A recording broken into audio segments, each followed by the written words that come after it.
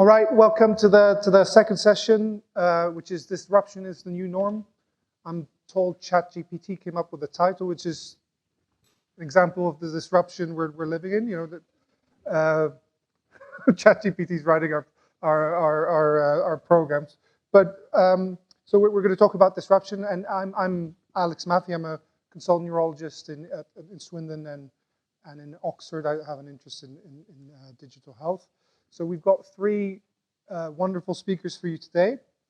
They each have 10 minutes, and then we'll have a Q&A, just like as in the first session. So our first speaker is Ellie Calls. So Ellie is a dietitian, am I right, and an academic and an entrepreneur. So she's going to talk to us about reimagining clinical training in the digital age. Thank you. I do talk a lot, so do let me know if I go over my 10 minutes. So as you said, I'm a dietitian. A bit out of my comfort zone today. I'm very used to talking to dietitians, not used to talking to people in tech and medics as well, so I'm a little bit nervous. But I'm an academic by background, stepped out of academia about a year ago to become a freelance dietitian. Wasn't really sure what I wanted to do. Typical thing, you kind of go, I want to go into weight management. That's what most people do in dietetics. But I have a husband who works in IT, and we kind of sat on our honeymoon, we're talking about the complexities, and I'm going to talk about one of our workforce challenges that we've decided to start a health tech startup with. So I'm going to talk through our workforce challenge, the evidence for using simulation, so ours is built on a simulation model, our solution using AI-powered technology, and then our pilot outcomes. So I wanted to start with healthcare is one of the most innovative industries in the world. So we've got online notes, telehealth, clinics, robotic surgery. We're moving into AI diagnostics as well. But whilst we've invested heavily in the tech, I think this is an ongoing thing that we've mentioned today, we're not investing in the workforce. We're not investing in training. And my passion is academia, teaching those before they even get to post-registration, so pre-registration students. So we're not investing enough in our pre-registration students, and that's because it's just basically because there's lots and lots of funding barriers. And I'm not saying that innovation doesn't already exist. We've got some fantastic innovation in healthcare and in healthcare education, but it's not happening everywhere. The accessibility is very different depending on what university you're training at and where in the country you're training. So there's some fantastic universities using immersive VR based curriculums. We have some fantastic simulation centres around the country, and we have the NHS Digital Academy who are creating some really useful resources for us. These are very inspiring opportunities that we can get involved in, but they still depend really, really heavily on university infrastructure, which comes back down to funding, lecturer time, and a lot of this is just very, very high cost and not accessible, like I say, across the UK. So it is very much a kind of postcode lottery for what university you go to as well. So for many programs, what they're using at the moment to train their students with communication skills is the traditional simulation peer-on-peer, or peer with a service user, or peer with an actor. But in addition to that, one thing that I really struggled with as an academic was practice-based learning opportunities. We're continually being asked to grow our programs because we've got a lagging workforce. We haven't got enough people that are going into our vacancies. We are also being told from a government perspective, increase your training places. Well, it isn't as simple as that, because although we are being told to increase our training places, we don't have the funding to actually be able to do that. And just in my area of expertise, so dietetics, we need 1,000 hours per student. There's 1,500 students going through every single year. So that is a huge amount of capacity that we're needing. When I was in training, which wasn't that long ago, I started my training 15 years ago, there were only 7 dietetic programs. There's now 27 dietetic programs, and therefore practice-based education requirements have gone up, but capacity hasn't managed to keep up with that. So the evidence has shown that we can start using simulation because we know that it does improve clinical competence and clinical confidence, but what we're finding is there's a lot of bottleneck in that model. So like I said, we can use simulation. We know simulation works. The evidence is there. We've been doing it for decades. Everyone in this room who's a medic or AHP by background will remember OSCEs, will remember doing peer-on-peer experience. But what our challenge is proving the value of, being able to provide adequate feedback and scaling the opportunity of simulation so that we can continue to scale our programs, especially now our professional bodies allow up to 35% of our placement hours, so up to 35% of that 1,000 hours can be completed as simulation rather than in clinical practice. So some of the limitations I wanted to talk through first were the problems that we've come up against with our traditional model. So resources and time. Like I said, I was an academic. We'd have a bit of pot of money. We'd be like, great, let's get in some actors to come and do some simulation with our students. Well, on the day, I'd have 3 actors cancel, so that's only 5 actors that have turned up. So that's 3 students for every cohort that's coming through that's not able to get the same experience. Then my pot of money was taken away from me because universities are really struggling. So then we're doing peer-on-peer. But the limitations of peer-on-peer is you can't fully act as a patient, because if I've given them a case where they're a 44-year-old male and I've got a 20-year-old female sat in front of them, there are going to be some differences that either they've never gone through in their lives, but also we can't just sit there and say to them, oh, you need to practice and pretend you are of this ethnic background, you are of this religion, because the student doesn't have the knowledge to be able to do that. They don't have the experience to be able to properly simulate that so that you get a really valuable experience. We've also got the problem of, like I said, postcode lottery from depending on which university you go to. Obviously, you do, in theory, choose your university, but we've got the same curriculum whether you're studying at Oxford or whether you're studying at a Red Brick or whether you're studying at another university. But with all of these different universities comes different pots of funding, with obviously those that have large medical schools tend to have more funding than those have small medical schools. So we're not seeing the same opportunities from a simulation perspective and the same resources. And then the other challenge was feedback. If I had 25 students on my program, which doesn't sound like a lot, but I'm the only person in the room, I've got to give 25 students valuable feedback, because they're not just coming in to practice their skills, they need to get better. They need to know what to improve on. They are working towards becoming our future workforce. So if I can't give valuable feedback, then what is the point in them coming and practicing if I can't tell them what they need to get better at and what they need to improve on? So what we built was an AI-powered simulation tool. It's an adaptive simulation with virtual patients that respond very intelligently to student reasoning and communication. So not only do they respond to what the student says, but they also watch the student. They watch what the student does with their face. Are they generating enough eye contact? They watch their body language within the camera frame that they can. Are they doing too much body language? Are they doing too little body language? And they respond based on that. So if your student hasn't built enough rapport and has their eyes looking down or is typing away, they're going to get a very different experience to the student that has built rapport and the student that has managed to listen and engage eye contact, because the AI model will open up they'll open up a little bit more. They'll give you a bit more information about themselves. Each interaction is mapped to the professional standards, so every scenario aligns with the curriculum. And we have embedded recently the medical note digital health records, because we know that we're going digital with the NHS. We're continually improving in that side, so why aren't we training our students digitally as well? And we give feedback on all of this. So not only do they get feedback from a registered dietitian, at the moment we're only in dietetics, but they also get AI-generated feedback, which gives them instant feedback, which is kind of a yes or no, did you do this or didn't you do this? So the students get something instant whilst waiting for some feedback to come back later. But also, because all of these are recorded, they are able to swap recordings and give each other peer feedback. And we found that one of the best things that they've enjoyed is being able to watch someone else's, see what they did well, see what they didn't do so well, and be able to learn from that as well. And because this is part of the 35% of simulation that's required, it is funded by the NHS England placement tariff for all AHPs and medics. So we tested this with 22 of our students that we had this September. We asked them on their confidence levels across 4 different domains of practice. So the first one was weight management, the second one was nutrition support, the third one was sustainable or climate-friendly nutrition support, and the fourth one was giving and receiving feedback. We had students that were in the NHS for 10 days before they came to us, and then they did 10 days with us, and we had students that did 10 days with us and then went and did 10 days in the NHS. And what we found that it was off the charts with a p-value. I couldn't even get it so small, so I've just rounded up to 0.001, but their confidence significantly improved across all 4 domains. from practicing for just 10 days. And there was no difference in whether they'd been in the NHS before or after. We also did this with 6 final year students who unfortunately didn't have a placement. They were awaiting their placement by the university because there was no capacity for them to go out into the NHS to practice. So we did 4 hours with them, which was 4 weeks with them, which was 150 hours.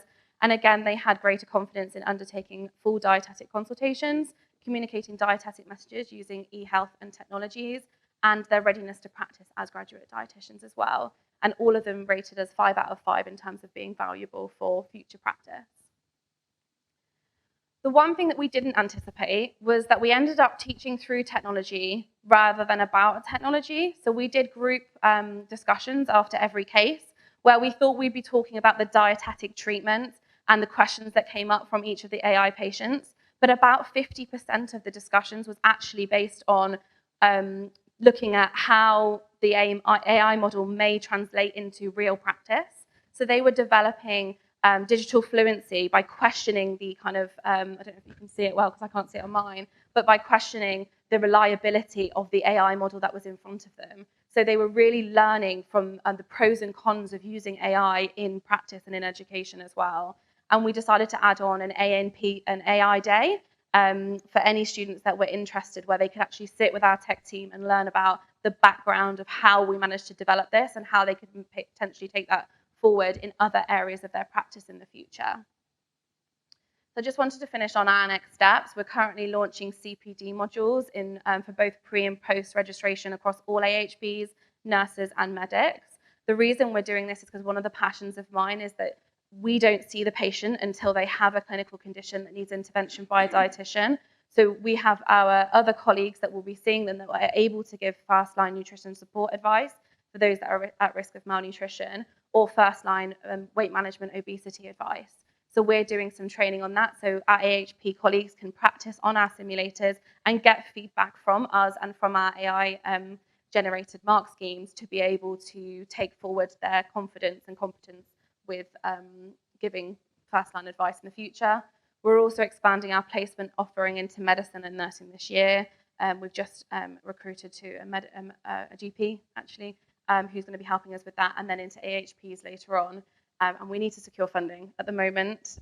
We are self-funded, and it's a very, very expensive game working in health tech. And we are currently applying for lots of different grants for this particular project. We've shown what's possible. Obviously, we've got very, very small outcomes. We have to recognise that we've only had 28 students through using this, and we're not even fully at market yet. We're actually pre-launch. But we have found that technology can actually enhance placement capacity, but also AI simulation can enhance confidence and readiness for practice. So when your students come to the NHS, come to you on their placements, they're ready to go, they're more confident in their skills, and therefore they're going to get more purposeful experiences in the NHS. And therefore we're preparing them for the future of their careers in the NHS. Thank you.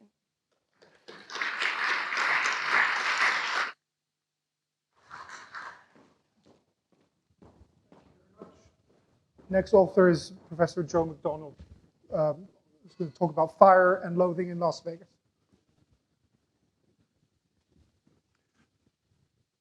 Morning, everybody. Hands up if you've got a copy of FHIR and Loathing in Las Vegas. Oh, yes, that's what I like to see.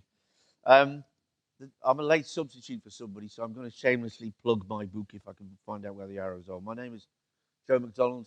I'm a professor of healthcare informatics in Newcastle University. I'm a practicing psychiatrist, and I've just worked it out, 46 years in and around the NHS.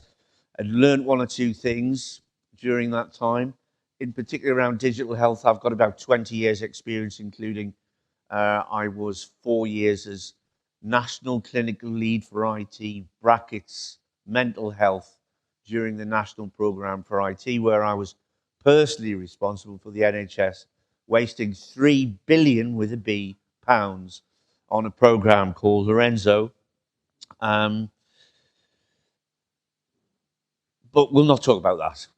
What's a billion here, a billion there? Next thing you know, you're talking real money. Disruption is what I'm here to talk about, as well as the book. We've heard a lot lately about the 3 shifts: hospital, community treatment, prevention, and analog to digital. We've been talking about that for 20 years and none of it's happened. Almost none of it's happened. And the real shift that will possibly save, I think Alex said it, this is unsustainable. The NHS is dying on its arse, and if we don't do something really radically different, it will die on its arse. It's unsustainable. So we have to move the needle. We have to move from the paternalistic, Hippocratic means of doing medicine to a much more self-service and automation. And I'm going to use the P word. Productivity's got to go up, or we're all out of business in the NHS. I'll be at the back signing books later on. It's 10 quid cheaper here than it is on Amazon. Why is it called Fire and Loathing in Las Vegas, people say? And I say, because if you haven't been to the HIMSS, the 72,000 delegate meeting in Las Vegas, where Epic will buy me a $400 steak, then you don't really understand this industry and what's happening in it. That's why it's Fire and Loathing in Las Vegas. We mentioned Lorenzo. Much of my column was written for John Herxber, hands up John Herxber, who said, Joe, write me a column about what it was like in the National Programme for IT. Give me 1,000 words. And early doors, I wrote one about Lorenzo. And the problem was I didn't have much time because I was still a practicing consultant psychiatrist. So I used to write the columns nearly always on holiday. So very often the book is shot through with travelogue of where I was at the time. And this one's about how do you get a cold beer to your house quick. And I was offered the option of a Mercedes 4x4 or a motor scooter. Now, the NHS has a similar problem. We need to solve problems, but we need to solve them at motor scooter prices, not Mercedes-Benz 4x4s, which is a recurring theme. I was delighted to be in Liverpool at the Labour Party conference, where Keir Starmer announced that we're going to have an online hospital. It's in the book, 2012, St. Skype's online hospital for the digitally literate. You'll find it there. If we're going to move people onto more online care, more self-care, more automation, more self-service, the patient record's going to need to fundamentally change. It's going to need to be patient-centric. You'll find a chapter about patient-centric records in the book. We really, really need to talk about regulatory capture. This is later on. Interestingly, reading through the many columns I wrote, which became this book, initially I was sort of, come on, one more heave, we'll get this done, more testosterone, more effort. But actually, that wasn't the case. What had happened during the program was that the NHS IT community had actually been captured by a few big players, by a few very rich people, who now we are completely dependent upon. And when anything falls over, like Amazon Web Services, that could never happen. Oh, it happened last week. We're entirely dependent on them, and we are unable to look after ourselves as an NHS, and we're also paying a great deal of money. On the subject of money, let's talk about the decimal point, okay? This is one of the later columns that I wrote about ESR replacement. Electronic staff record, right? Tender was for 1.7 billion with a B. Remember the theme, billion with a B. Eventually, we got a bargain. 1.2 billion was spending on that contract. It's for an electronic staff record. With roughly 1 million people working in the NHS. That's £1,000 per person. £1,000 per person. That decimal point is 2 or 3 places to the wrong side. And we keep doing this. We keep paying all that money. Other lessons that you'll find in Fire and Loathing in Las Vegas are about complexity. When I set off, I thought an electronic patient record would be simple, like baking a cake. 10 years in, I thought, oh, it's complicated, like putting a man on the moon. Now I know, of course, it's much more complex than that. It's like raising a child, and that takes a whole village. There's a 5th shift that we need to do. The first 3, never going to happen. 4th one, automation and self-service. We've got to shift to value. We've got to start to get money for the NHS pound, because there is tons of waste in the NHS. My favourite waste example is Dorothy, who's a receptionist at A&E in Newcastle RVI. And she only has one job, and it's to let people into the resource room. So she has a little button to push when people need to come through into the resource room. And she never doesn't push it. She lets everybody through. So my money-saving idea is to take Dorothy, shoot her, and prop the door open. It's great when you're close to retirement. I said earlier you can speak quite freely. But there is a tremendous amount of waste, and money circling in the drain is unbelievable. 10 years ago, almost exactly, we came up with the Newcastle Declaration, which was a kind of, this is my son jumping off a boat trying to catch a rugby ball, a sort of Hail Mary pass. And the Newcastle Declaration was a bunch of us got together and said, you know what, we'll write a declaration and we'll send it to the industry and say, you'll all have to interoperate because that's what we want. And what did it achieve? Nothing, except the idiot doctor didn't turn his phone off. That's my phone, playing Dignity by... was smashed it. The Newcastle Declaration, full of good intentions, still worth reading today, actually, and still true, but it achieved nothing. So give up hope, shall we? Well, no. I work for a company called Sleep Station. We have digitized cognitive behavior therapy for people with insomnia. So as there's less than one whole-time equivalent doctor looking after many thousands of people with insomnia all over the world. We've delivered on price. We've delivered on productivity. It was born out of a waiting list initiative 12 years ago. No AI involved. Well, there is AI, actual intelligence. So the therapy is actually delivered by people we train up called sleep coaches. They don't cost anything like as much as a psychologist or a really expensive psychiatrist like me, but you can look after lots of them, and they can develop lots of treatment which actually works. And up until COVID, when Sleep Station got really popular because everybody's sleep went to shit because they stopped getting up in the morning, we got so successful that NHS England cancelled the contract because obviously it was starting to cost money there. One of the things that we need to do is we need to get better at looking at genuinely productive digital solutions, but we also need to look at examples like Sleep Station, where we've digitized a psychological therapy. That's really impressive. It's a really, really impressive thing, and we've done it for a fraction of the price, and we've made it available at a price that the public can afford themselves, that the NHS can afford, but it's really hard to get a digital solution out there because we're so set in our ways. There's no, it may be coming, but there was no nice look at, read all the research and go, yeah, you can prescribe that. That's not happened yet with digital solutions. We're 12 years into our journey at Sleep Station. So I urge you to come and see me at the back and get a cheap book. And this is the worst sales pitch in the world because actually I'm going to give it away free later on today in the ebook format for those of you who don't have 25 quid for my masterpiece. But thank you very much. The real disruption needs to happen, and it needs to happen very soon. It can happen, and we need to make it happen if we're going to save the NHS, which I think we'd all agree would be nice. Thank you.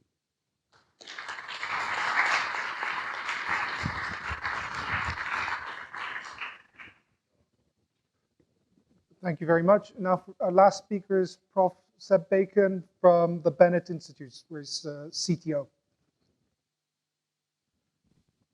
Right, hello everyone. Continuing in the theme of stand-ins because people are not turning up, you may have been very excited to hear that my boss Ben Goldacre was talking today. He can't make it, and I'm here instead. And I'm not as good a speaker as him, but we do have one thing in common, which is we both try and put too many slides in presentations, so I'm going to talk a bit quickly. Right, so today I'm going to talk about being lazy. At the Bennett Institute, where I work in the University of Oxford, our goal is to help improve people's lives with data. We're a mixed team of software engineers and clinicians and researchers who make software products, and we publish research. And every year when we do our annual team photo, we all point that way, and no one can remember why. So radical openness and transparency is one of our core ways of working. It's a really important thing that we have in our playbook. And the theme for this session is disruption is the new norm. And I'm here to tell you that I think being really, really open and transparent is disruptive and can really make things better. And I want to make the case that it has two benefits for you, okay? First of all, I think being very, very open and transparent in the ways you work is a very pragmatic and joyful way of working, and I think you'll enjoy it because it can help you be lazy. And then second, it's a strategic decision that can drive change in publicly funded projects. So what does working in the open mean to me? It can mean a lot of things. I'm going to describe a few sort of personal reflections on how I work in the open first. At its heart for me, it means publishing everything you do in public. So I use GitHub, which many of you will know, as a place to record my ongoing research, my ongoing thoughts, and I put them in public. So this is me like wailing about something that makes no sense in some GP practice data that I was researching. Now, people often feel uncomfortable about this. It's like airing your dirty laundry in public, because what if you make mistakes? It seems safer and easier to keep your potential mistakes private. And as I say, I want to convince you that choosing openness is actually the lazy option in the long run, and the laziness is good. This is Larry Wall, who invented the programming language Perl. He was very important in the foundation of the modern open source software movement. I'll read the quote out. So laziness, the quality that makes you go to great effort to reduce overall energy expenditure. It makes you write labor-saving programs that other people will find useful and document what you wrote so you don't have to answer so many questions about it. Hence the first virtue, great virtue of a programmer. So I'll give you some more examples of how I try and live that. So a lot of you will, nearly all of you maybe, will know what BNF codes are. I didn't come from a clinical background when I came to Bennett Institute 10 years ago. They're used to label prescribing data, amongst other things, and they baffled me when I first came across them. So I made a little diagram for it to help explain to myself how they work. But then when I made the diagram, I published it on our blog. And I didn't publish it on our blog for other people. I published it for myself so I can easily find it again. And this is a technique I use a lot, and it really works. I want to find out how BNF codes work. I Google it. I don't have to look on my hard drive for the thing I wrote several years ago. It is the most popular page on our website, which makes me happy, but that's not why I did it. So this is the thing, this is me moaning about data that didn't make no sense that I shared earlier. Another benefit about publishing stuff online is it's referenceable. At the time I was researching GP practice data, I published a load of complaints as GitHub issues in public. 2 years later, I wanted to write a paper about it, and the paper basically wrote itself. I went through all the issues, put them in order, formed a narrative, and half the references in the paper are to GitHub issues. So once again, beautiful consequence of putting in the effort to be lazy. In addition to saving me effort, though, work in the public has another huge benefit, which is accountability. So it holds me to account because there's the whole dirty laundry in public thing, but knowing that people might be reading what I write, by the way, they don't, of course, like no one really cares, but knowing that they might holds me accountable, and I do a slightly better job, I think, at writing down my thoughts. But it holds other people to account too for the same reason. And this is why I think it's a useful systemic tool for driving change. So I've always found customer service works much better when the conversation is visible. And this is me complaining to customer service, and it's it's the main reason I'm sad about the demise of Twitter. You may have heard of What Do They Know? This is a website, some software I was involved in making for a charity called My Society. It automates correspondence about freedom of information requests. And it makes the entire correspondence chain with you asking somebody for some information, and they say no, and you say, put this law, and they say maybe. All of that is published. It's all public through this website, even though most of the channels are by exchanging emails. They're all automatically published online. And that means that the website can also publish league tables, rankings to hold people to account. So on the right there, you can see MI6 are one of the worst people at responding to freedom of information requests. Of course, I don't think they care about that at all. But what's important is a lot of organizations do care about this. And we've seen that change can be driven by doing this kind of public accountability. Another example we've done in the Bennett Institute, one of our projects is about improving the reporting of clinical trials. So this website makes public rankings of organizations who've got overdue clinical trials. And we were able to trigger widespread and very fast compliance through just this simple public accountability trick. We've written papers about it and so on. I think this is one of our most successful projects. So transparency changes behavior. That's our experience. So I want to now talk about open safety. This is our flagship product in the Bennett Institute, and I want to show you how we've weaved these themes of accountability and transparency through the design of the software. What is it? Okay, so it's software, and it's a service that we run on behalf of NHS England that gives controlled access to the GP records of 58 million people, refreshed weekly. It's a lot of people, it's a lot of responsibility. It was unprecedented access when we first got it in 2020. And we earned the trust from all of the stakeholders by proving that we could manage privacy adequately through open methods. Because of the scale of the data, people often think it's a database, open safely. It's not. It's tools, software, practices that sit over the top of existing records. So when we set out to design it, there were 4 blockers to trustworthy health data research that we identified. There's privacy. We wanted to fix that because providing it earns consent. Transparency, we wanted to provide that because it lets people verify what we do for themselves. And then 2 other things that I won't really go into now, but we also solve, which is efficiency, because GP data is messy and hard to work with, and reproducibility, for the obvious reasons of scientific benefit. And many of you will remember the collapse of care.data, and that really showed how quickly public trust evaporates when it's mishandled, when privacy is mishandled. So that meant privacy was at the top of our list to fix, because all the previous attempts to get access to this data had failed. It's always very high stakes, this data, very, very important. So how do we do that in open safely? There's an old method for doing epidemiological research, for example, with health data, which is to send a data dump to a researcher on a DVD or something so that they could work with it directly on their own laptop. Everyone's agreed in this space that that is dangerous and stupid and shouldn't happen anymore. Raw data should never leave safe locations. Most places now offer what's called a remote desktop environment to solve this problem. So that means researchers securely log into a computer managed by a trusted third party, and there they're given access to usually an extract of data to work with. And I know many of the people in this room are familiar with systems like that. So that's obviously much better than sending data out on DVD-ROMs, but we wanted to do better than that. We wanted to make it impossible for a researcher to access the raw data even when it's in a secure setting. So here's how we did it. Obviously, as we all know, you go and see a doctor, they talk to you, they make a diagnosis, they put it as a code on your health record, an asthma diagnosis in this case, and then researchers will work with that detailed data in a remote desktop environment, normally, to process it into a less detailed data set that they then use in their work. However, that still requires the direct access to the data, and as I said, we wanted to avoid that. So here's how we do it.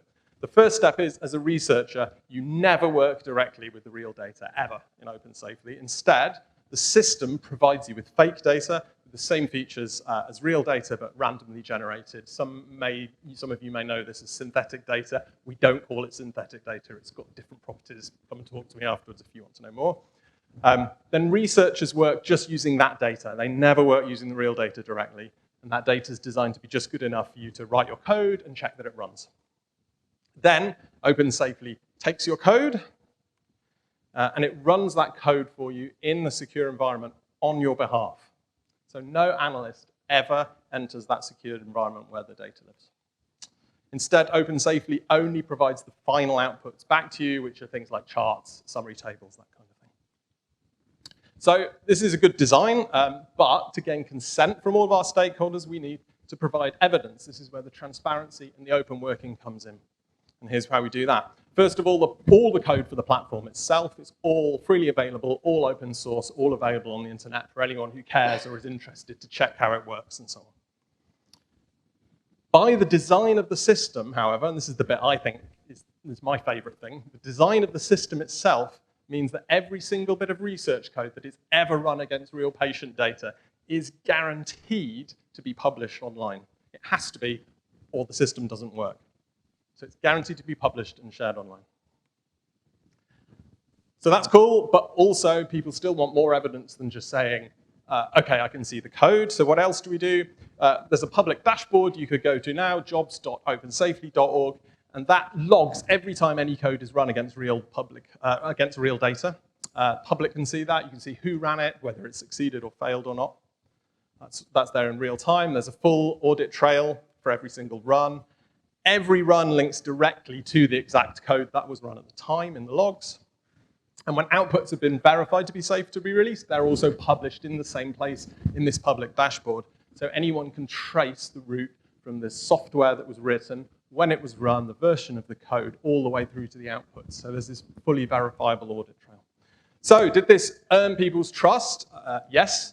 In a citizens' jury that we participated in, 100% of participants were supportive of the decision for OpenSafely to be used to access details of GP data. And that is because of all of this public accountability, the public logging, and the working in the open, as well as the arm's length way of working. Did it improve accountability? Well, oh, hang on. Oh, there we go. So in a world where fewer than 0.5% of researchers share their analytic code, we've achieved 100% sharing of code because, as I said, people don't actually have a choice when they use OpenSafely. Did it help people be lazy? Well, that's the interesting one because the system requires you to work in the open. That can feel a little bit more like more work to start off with. But what we found is it allows teams to standardize quickly and reuse each other's work. They can suddenly very easily find examples of other people doing very similar patterns to them within their team, across teams, all users of OpenSafely. So the platform, we measure its success in the number of published outputs that result from the platform. We've got over 100 papers, and we think that shows that, yes, it does help you be lazy. It's a Trojan horse that enables laziness in the long term. That's it, and of course all my slides are in the open. You can find them there as well. Thank you. Thank you, great. So thank you to the speakers for all those great talks. We now have time for questions. There's a question there.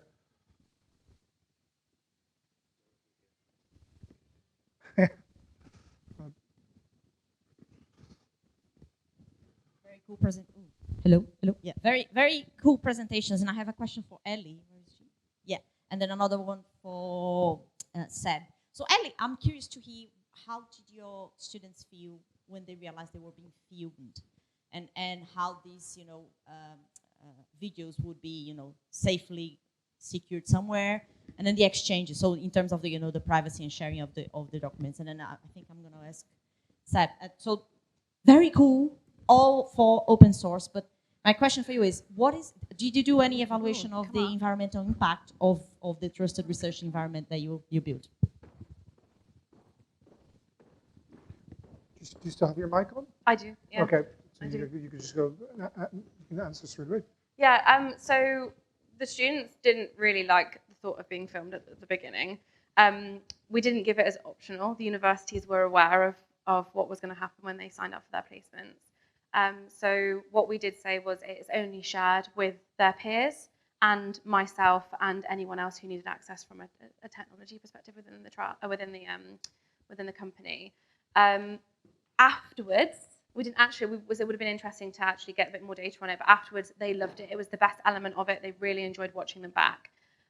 From a security side of things, I can't necessarily answer the question perfectly, but I do have one of my team members who is in cybersecurity, and he is the one that heads up where it's all stored. So it's all done as per the regulations. Absolutely, yeah, absolutely. And then you. You asked about the environmental impacts of this kind of software, or our software. We haven't yet, we've not been funded to, and I would love to. I'm really excited about the idea because the design of the system is so accountable. Like it's like a full accounting system of everything that's ever happened. So we can look at CPU usage, memory usage, and because it's all public, the other reason I'm excited about it, I'd love to do some research into it, but the whole accountability thing, I would love to do dashboards showing, which projects, were most efficient in terms of their usage. So yeah, we haven't yet, but I think it's really exciting, and I've been wanting to do it for years. So hopefully we'll get funding for it.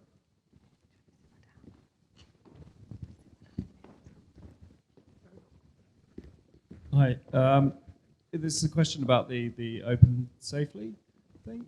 You mentioned it wasn't a database, but is the concept that they write some sort of executable code that then they must publish, and then that goes through to some sort of data center to be executed on. So there is a database, but it's behind a door. That's right. Yeah. So. Right. The idea is it can be plugged into any database where the data already lives. So that is one of the principles, is you want everything to be super secure, and so you don't want data to move.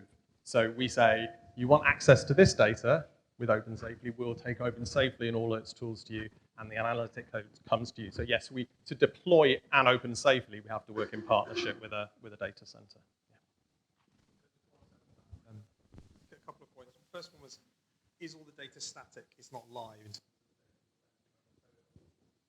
Any attempts to extract data and back, but that is really clear. It's a much better idea of what Open Safely is, and I guess reassures a lot of people in terms of how safe it might be. But have you had any attempts, and is there still the possibility?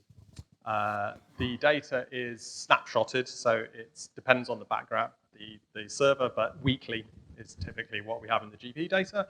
No, we've not had any attempts we know of. For our tax. Any more questions? Hi, question for you, Seb. So my name's Andy Kinnear. I was a CIO in the NHS for a long time. Now I'm recovering, I suppose, heading towards retirement and a big mouth on digital health. Like many in this room, we lived through the demise of care.data. And we're fairly grateful, frankly, when it went to the wall, in the way it went to the wall. 10 years on, our public have got far more used to clicking accept all, giving away their information for free. It's a different sort of generation we're seeing come through. Just wondered if you've got a view on where you think the current iteration of care.data, i.e. the FDP, might end up, because it feels to me like, despite the fact that we've got a fairly toxic company led by a very toxic individual at the heart of that, there seems to be less public outrage at the access to all of our information that system might have. So do you see it failing in the way that care.data did? He says hopefully. I agree with you. I mean, that's why the government are running IDs, citizen IDs again, because I think they correctly perceive that the culture has changed and the mood in the country.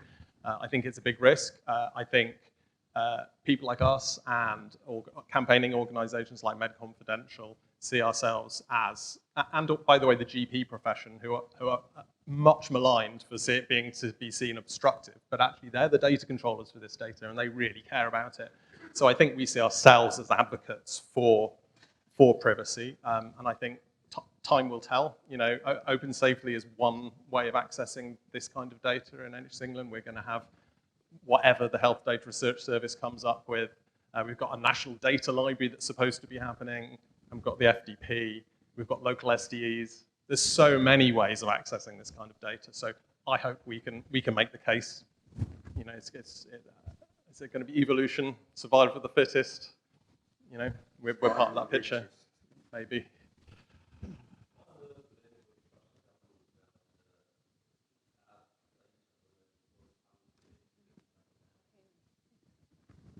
Would you mind repeating that in the mic? we didn't hear you. I think people did. Well, I think.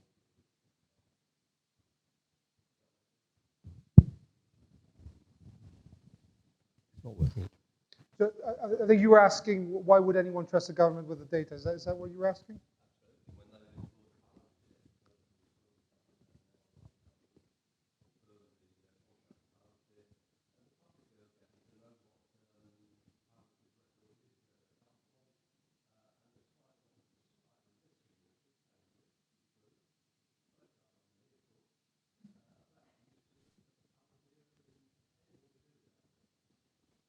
Does anyone want to take that on, or should we take that as a comment? Yep. No, look, I mean, obviously these are all things we need to kind of resolve as a society, the tension between privacy and being able to do things with the data that actually improve things for everyone. It's a tension that you've worked on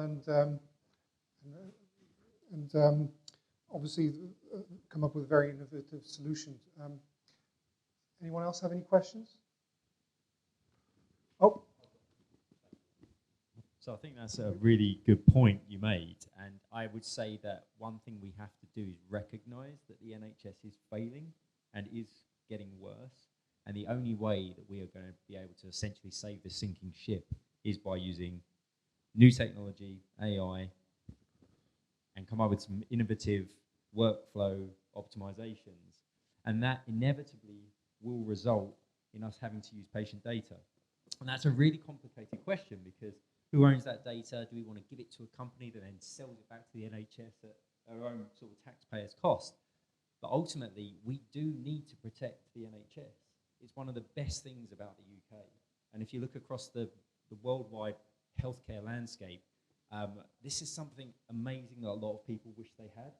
And I think it depends where you are. If you're a person in the street and someone comes up to you and says, "Can I use your healthcare data to make the NHS better?" people might say, "Well, no, of course not." But I can assure you, if you walk into a cancer clinic and you say, "If I use your data and people's data to get your treatment better, or to make this work better, or to get you this treatment quicker, do you mind?" they'll say yes in a second. So it's a really, really difficult question. I think it's really context dependent. But it is a good point. And there's no easy answer to it. But I think brilliant.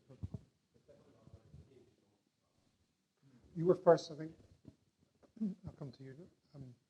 So I think we'll do maybe 2 more questions after you, and then. Question for Seb about Open Safely. But one simple question: does the national data opt-out apply?